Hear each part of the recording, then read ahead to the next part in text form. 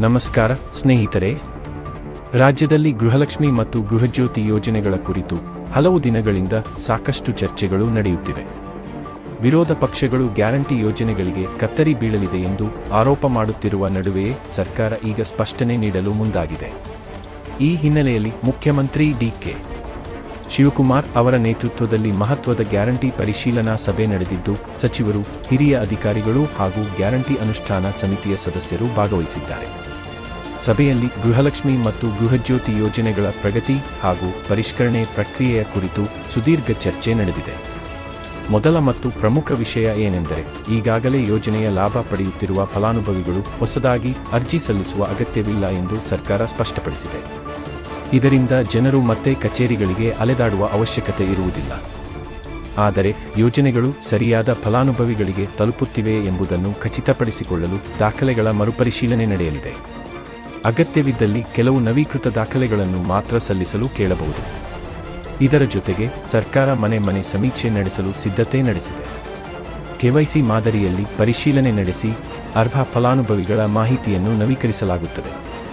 ಗೃಹಲಕ್ಷ್ಮಿ ಯೋಜನೆಯ ಫಲಾನುಭವಿಗಳು ತಮ್ಮ ಮೊಬೈಲ್ ಸಂಖ್ಯೆಯನ್ನು ದೃಢೀಕರಿಸಬೇಕಾಗುತ್ತದೆ. ಜೊತೆಗೆ ಕುಟುಂಬದ ಇನ್ನೊಬ್ಬ ಸದಸ್ಯರ ಪರ್ಯಾಯ ಮೊಬೈಲ್ ಸಂಖ್ಯೆಯನ್ನು ನೀಡಬೇಕಾಗುತ್ತದೆ. ಹಣ ಖಾತೆಗೆ ಜಮೆಯಾದಾಗ ಫಲಾನುಭವಿಗಳಿಗೆ ಸಂದೇಶ ಹಾಗೂ ಅಗತ್ಯವಿದ್ದರೆ ವಾಯ್ಸ್ ಮೆಸೇಜ್ ಮೂಲಕ ಮಾಹಿತಿ ತಲುಪಿಸುವ ವ್ಯವಸ್ಥೆಯನ್ನು ಸರ್ಕಾರ ಪರಿಗಣಿಸುತ್ತಿದೆ. ಇನ್ನೊಂದು ಪ್ರಮುಖ ಅಂಶವೆಂದರೆ, ಕರ್ನಾಟಕದಲ್ಲಿ ಬ್ಯಾಂಕ್ ಖಾತೆ ಹೊಂದಿರುವ ಅರ್ಹ ಫಲಾನುಭವಿಗಳಿಗೆ ಮಾತ್ರ ಯೋಜನೆಯ ಲಾಭ ಸಿಗಲಿದೆ ಎಂಬುದನ್ನು ಸರ್ಕಾರ ಪುನರುಚ್ಚರಿಸಿದೆ. ಅಧಿಕಾರಿಗಳಿಗೆ ಮುಖ್ಯಮಂತ್ರಿ ಡಿ.ಕೆ. ಶಿವಕುಮಾರ್ ಅವರು ಸ್ಪಷ್ಟ ಸೂಚನೆ ನೀಡಿದ್ದಾರೆ. ಗ್ಯಾರಂಟಿ ಯೋಜನೆಗಳ ದುರುಪಯೋಗಕ್ಕೆ ಸಂಪೂರ್ಣ ಬ್ರೇಕ್ ಹಾಕಬೇಕು. ಆದರೆ ಒಬ್ಬ ಅರ್ಹ ಫಲಾನುಭವಿಗೂ ಅನ್ಯಾಯವಾಗಬಾರದು. ಅನರ್ಹರನ್ನು ಮಾತ್ರ ಗುರುತಿಸಿ ಕ್ರಮ ಕೈಗೊಳ್ಳಬೇಕು ಎಂದು ಸೂಚಿಸಲಾಗಿದೆ. ಇದೇ ವೇಳೆ ಕೆಲವು ಬ್ಯಾಂಕುಗಳಲ್ಲಿ ಸಾಲದ ಹಣವನ್ನು ಗೃಹಲಕ್ಷ್ಮಿ ಯೋಜನೆಯ ಹಣದಿಂದ ಕಡಿತ ಮಾಡುತ್ತಿರುವ ಬಗ್ಗೆ ದೂರುಗಳು ಬಂದಿವೆ.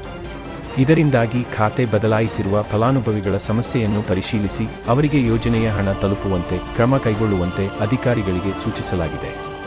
ಒಟ್ಟಾರೆ ಗೃಹಲಕ್ಷ್ಮಿ ಮತ್ತು ಗೃಹಜ್ಯೋತಿ ಯೋಜನೆಗಳನ್ನು ರದ್ದು ಮಾಡುವ ಯಾವುದೇ ನಿರ್ಧಾರ ಇಲ್ಲ ಎನ್ನುವ ಸಂದೇಶವನ್ನು ಸರ್ಕಾರ ನೀಡಿದ್ದು, ಅರ್ಹ ಫಲಾನುಭವಿಗಳಿಗೆ ಯಾವುದೇ ತೊಂದರೆಯಾಗದಂತೆ ವ್ಯವಸ್ಥೆಯನ್ನು ಇನ್ನಷ್ಟು ಬಲಪಡಿಸಲು ಮುಂದಾಗಿದೆ.